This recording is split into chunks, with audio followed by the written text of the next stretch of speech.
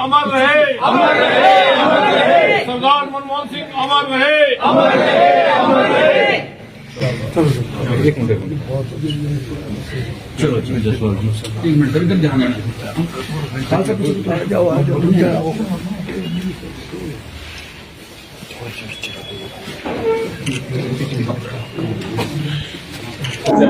पिछले कल एक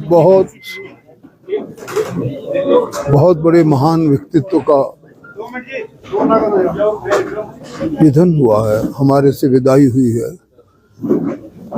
महान व्यक्तित्व डॉक्टर मनमोहन सिंह, जो सरलता और सादगी और ईमानदारी के प्रतीक थे। मैं समझता हूँ एक ऐसे प्राइम मिनिस्टर इस देश के जिन्होंने संसार के लिए ये दिखाया कि कम बात करने के बावजूद जो उनका सशक्त चिंतन है दुनिया के सामने आया। तभी मैं एक बार सुन रहा था जब बराक ओबामा जी ने कहा था कि when doctor Manmohan Singh speaks the world lessons.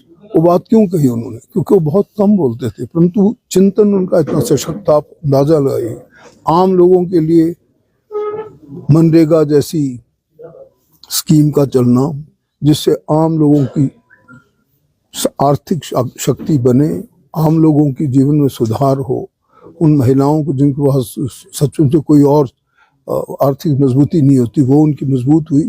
इस प्रकार से वो जहाँ पे आर्थिक सुधारों के जनक के रूप में जाने जाते हैं।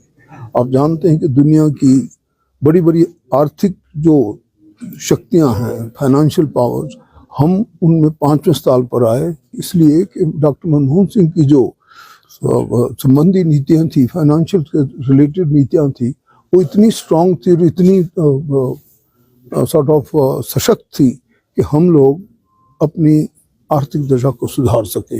इन 91 के दिनों के बाद का बहुत बड़ा इतिहास मैं समझता हूँ। डॉक्टर मनमोहन सिंह को हमेशा के लिए याद किया जाएगा। उन्होंने हमारे प्रदेश के लिए भी बहुत कुछ किया है। सेंट्रल यूनिवर्सिटी उन्हीं की देन है।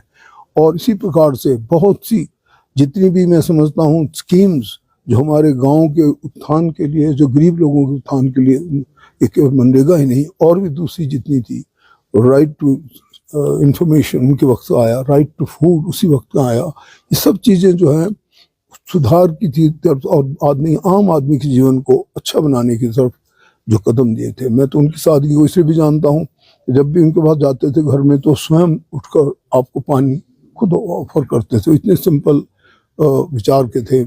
हमें याद है वो दिन जब मई तकरीबन 2004 की 22 मई का दिन था, जब madam Sonia Gandhi president of India को मिलने के बाद आई और हम सेंट्रल हॉल में थे सारे मेंबर पार्लियामेंट। तो हम सुनने चाह रहे थे कि क्या अगला नतीजा, क्या अगला फैसला होगा। तो उनका फैसला यही था कि अब अगले प्राइम मिनिस्टर हमारे डॉक्टर मनमोहन सिंह होंगे। मैं समझता हूँ उस वक्त से लेकर और लगभग 10 साल तक उन्होंने एज ए प्राइम मिनिस्टर काम किया। और अब मैं समझता हूँ एक देश ने बहुत बड़ा हीरा, एक बहुत बड़े एक अच्छे इंसान को खोया है। हम उनकी आत्मा की शांति की प्रार्थना करते हैं और आशा करते हैं कि हमारे लोग उनसे आर्थिक नीतियों के बारे में हमेशा उनकी बताई चीज़ों को याद रखेंगे।